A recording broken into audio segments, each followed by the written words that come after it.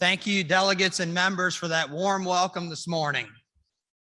As many of you know, or may not know, there was actually a handful of us in this very room last year, but it looked incredibly different than what it looks right now. It is so good to see you in person today. As your past president, I'm incredibly proud of how the delegates and members have championed the Ohio Farm Bureau and County Farm Bureau organizations through this pandemic and still continued to accomplish the business objectives and strategies of our organization in light of incredible circumstances. For that, let's show a debt of gratitude to each and every one of you and an incredible staff in this room.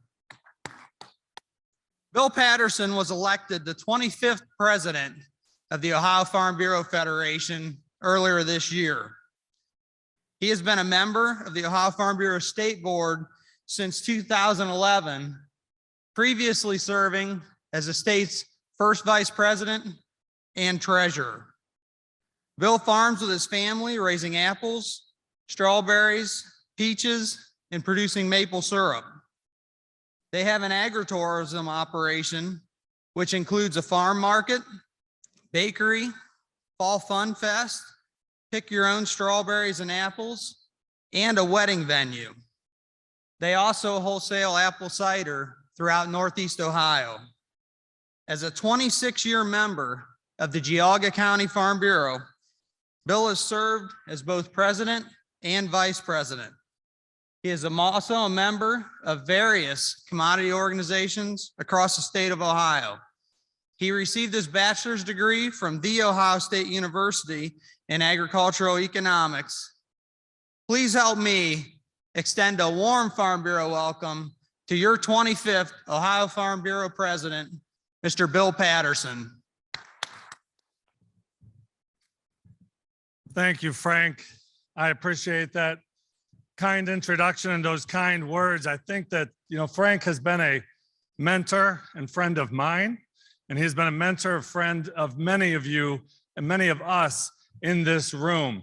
Frank led the organization the last 5 years through a tremendous amount of change, maybe more change than the organization has seen in its history. And we appreciate the calmness, the humbleness, and the way Frank handled that. Let's everyone give a round of applause for Frank's service to Farm Bureau. So with that, it's with the same humbleness that I now assume the role of president. It is hard for me to put into words the excitement that I have to be able to serve in this position, to serve you in this position. Every day I wake up and there's something new, something to accomplish for this organization. We have 80,000 and more members strong that are trying to all work together to be able to make a better lot for agriculture. And it's incredible to be able to serve you guys in this position. I do come from a long line of farmers. I'm a 6th generation. I had a whole bio written up on what I do, and Frank just gave the whole thing. So I gotta cut that right out of the speech. But the things that were mentioned, I am a 6th generation farmer from Geauga County. And as he mentioned, we do direct to consumer farm market, working with the people, agritainment operation. Very satisfying to be working with the consumers that we're trying to work with as an organization every day. But also I'm from a long line of Farm Bureau service.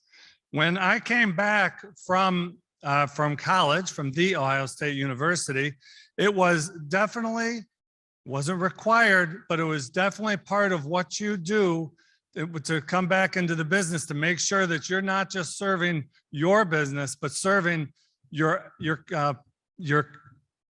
job and your community.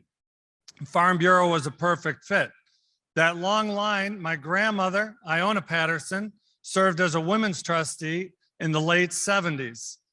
My father, Jim Patterson, served as the 14th president of the organization in the late 80s, and I'm proud to follow in both of their footsteps and take on this responsibility. As I think about what we were doing here today, and as I think about Farm Bureau, I look at it in 3 different ways.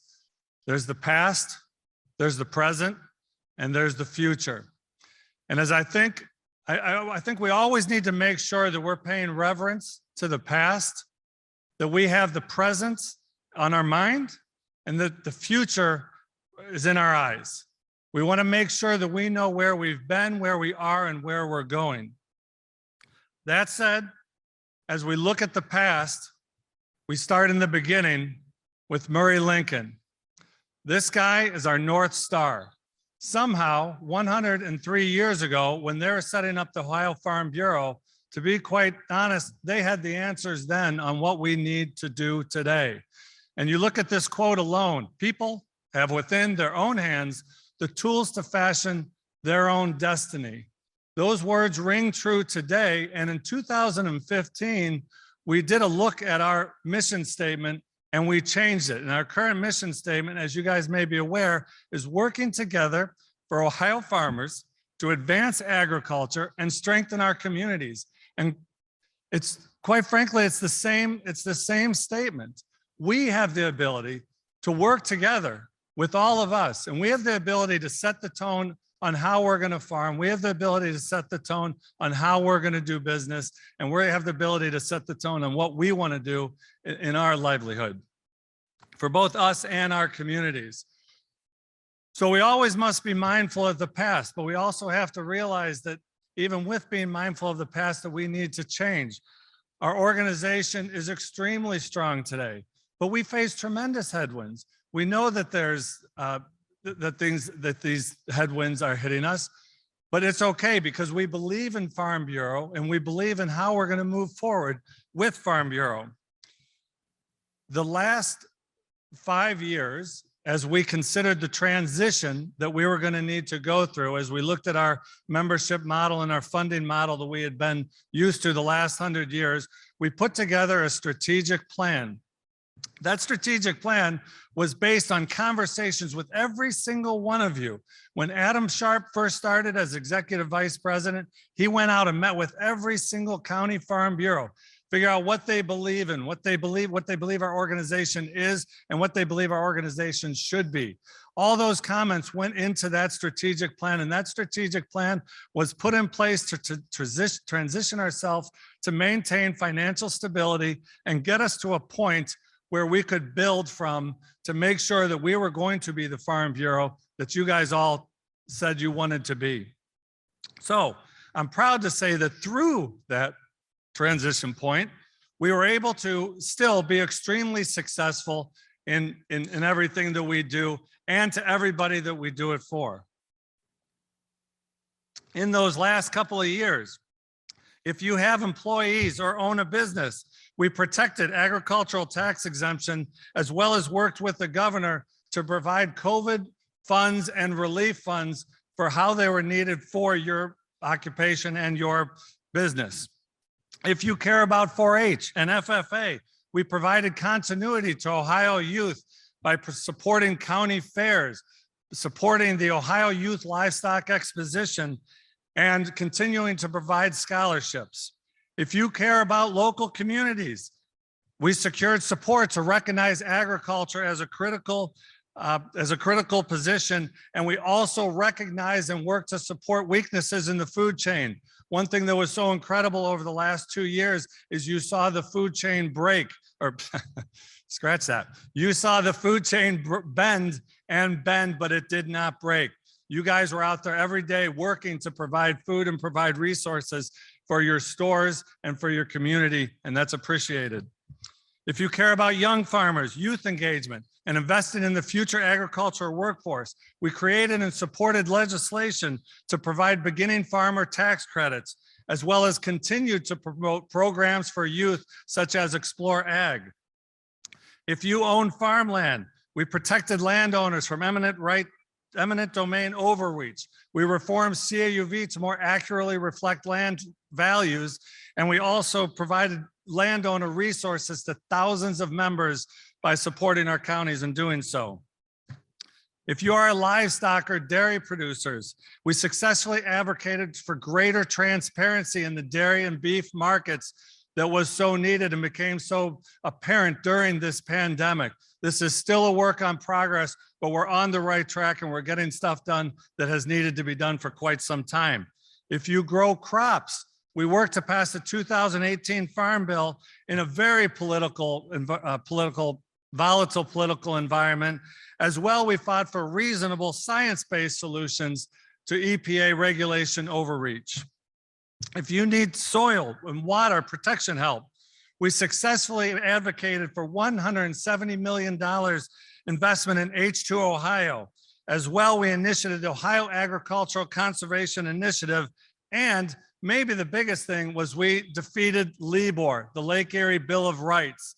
This was a problem initiative that was brought forth by some ill-intended people, by unaware citizens, that could have resulted in millions and tens of millions of frivolous lawsuits against Ohio agriculture. And last, if you care about partnering with American Farm Bureau to lobby and defend agriculture for our nation, we work daily with a dedicated team of people in Washington, D.C. that support us every day in D.C. And that was very apparent about a month and a half ago when 120 Ohio Farm Bureau members descended, and I'm going to say descended, on Washington, D.C. at the right time, at the right place, with the right message. And those 120 individuals moved the needle when you consider the legislation that was hitting us at the time, the Build Back Better, the transportation bill, and the danger to stepped up basis, as well as the elimination of the estate tax. Would everybody that was on that trip to DC, please stand up and be recognized? Let's give them a round of applause for the work.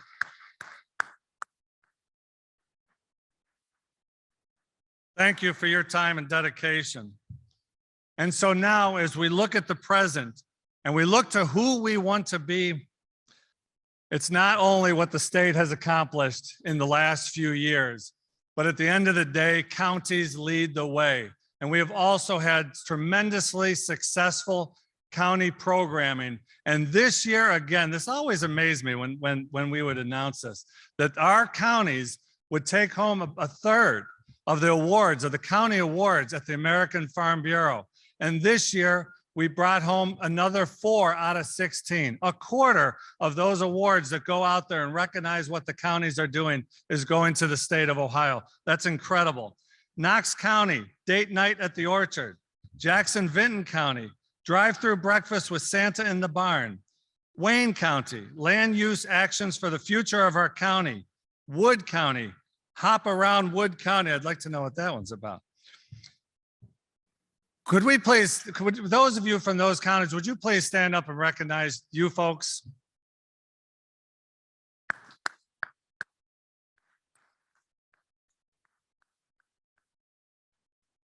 We will be providing more recognition for county programming at the luncheon, but this is a big deal nationwide. So now, back to where I was a minute ago. We now look at who we are going to be in the future and who we want to be. And as you look up at where we've been and where we want to be, we've always talked about public policy. Well, today we talk about advocacy, and I mean advocacy with a capital A.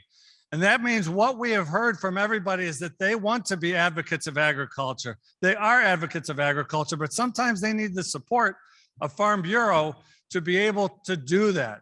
And that's the County Farm Bureau, the State Farm Bureau, and the American Farm Bureau organization.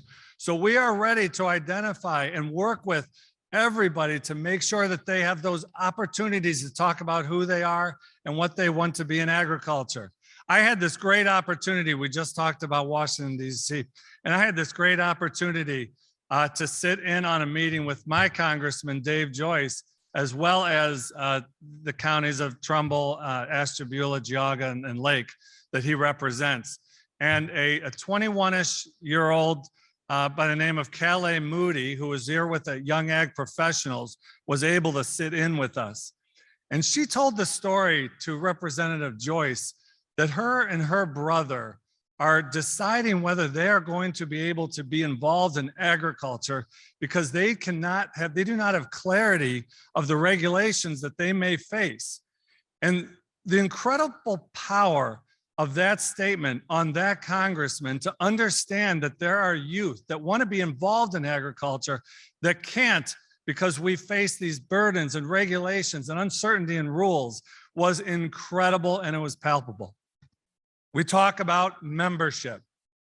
We're not using that word as much as today. We are using membership engagement because it's not really how we ask people if they will join the organization or how we ask the people if they want to join the organization. It's what have we done for them that makes us want to be part of the organization. And so we need to engage these members.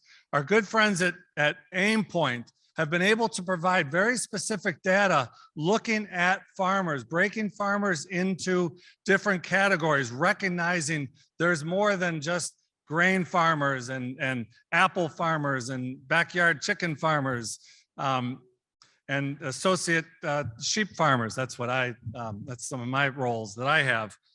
So it's more than just those just categories of farmers. Some are entrepreneurs. Some of those want to retire. Some of those are farmland owners that just want to make sure the environment is taken care of. We can look at people differently and we'll be able to know how to talk to them with the needs that they have told us that they want.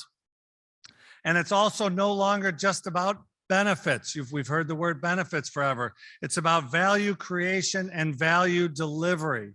We have to make sure that we combine innovation and hard work to create and deliver value to our members. So now, as we look towards the future, we know there's headwinds. Outside of the organization, we know there's issues with supply chain, landowner rights, detrimental tax changes, burdensome regulations. We know we're going to be fighting those things. Inside the organization, we have membership growth is difficult, increased cost of doing business, retention of talent. And then we have had successful efforts to diversify our revenue model, but we know that we must need to do more to remain fiscally sound. So with that in mind, 2 years ago, the Strategic Partnerships Committee the Strategic Partnerships part of the organization was created. And we also started up some look into alternative revenue. I'm very happy to tell you that in our first year with our first alternative revenue acquisition, that of Ohio AgNet and Ohio Country Journal, that it appears as though we are going to meet and even exceed the goals that we had set out for that organization. And as well, we were able to maintain editorial independence for that publication, which is so important to its long-term viability. So we are very excited about that. Our strategic partnerships group has already built out relationships continue to build on relationships with Nationwide, the OSU College of Food, Agricultural, and Environmental Science, Ohio Harness Horsemen's Association, Ohio Horsemen's Benevolent Protection Association, and Farm Credit Mid-America. This is just the beginning, and it's these relationships that is going to help us build a strong organization that is going to be able to advocate for agriculture across the state. Another key successful partnership is with the Ohio Farm Bureau Foundation. I have been involved with the foundation essentially from when it transitioned from a small part of the group to become a focus of our organization, and it is exciting to see what they are doing. I had the opportunity to meet with them last week at their boardroom, and this group of 15 individuals is excited, they're invested, and they're involved. They have chosen that the act that they are going to look at is youth, whether it's youth pathways, creating job workforce, building out a workforce, whether it's looking for that continuation from high school to 4-H to FFA to Farm Bureau.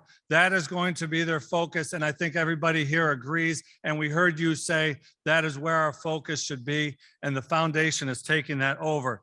Kelly Burns, as you can see on the screen, said the Ohio Farm Bureau Federation through advocacy serves as the guardians of agriculture, while the Ohio Farm Bureau Foundation serves as the champion of future industry leaders. and they do. And speaking of future industry leaders, and it's hard to even say future because they're industry leaders today, our young ag professional group. I also had the opportunity to meet with them in the beginning of September, and this group is energetic, and they have been for the last number of years. It is incredible the work that they are doing, bringing on youth into Farm Bureau, as well as youth into agriculture and finding ways to involve. It is incredible to think that our Winter Leadership Conference is bringing almost 700 individuals ages 18 to 35 that want to know more about agriculture and know how to be involved. That is where our leaders are going to come from. And I look forward to the Winter Leadership Experience in Cincinnati on January 28th and 29th. And so that brings us to the future. On this stage, 2 years ago, President Burkett announced the formation of the Membership and Financial Strength Task Force. That group worked through spring, summer, and fall of 2020. That group of 25 individuals, they're listed on the screen there, 12 county leaders, 9 state board leaders, and 2 staff and 2 partner organizations work together, taking all the feedback, taking all the information that they've received from their counties, from individual members, from other state organizations to determine, to answer the question that we all had. Let's bring all this information together, decide who we are, who we want to be, and how it is best to get there. And so this was a true grassroots experience, and this group worked tremendously to build out recommendations. Would anybody serving on the Membership and Financial Task Force please stand up and be recognized?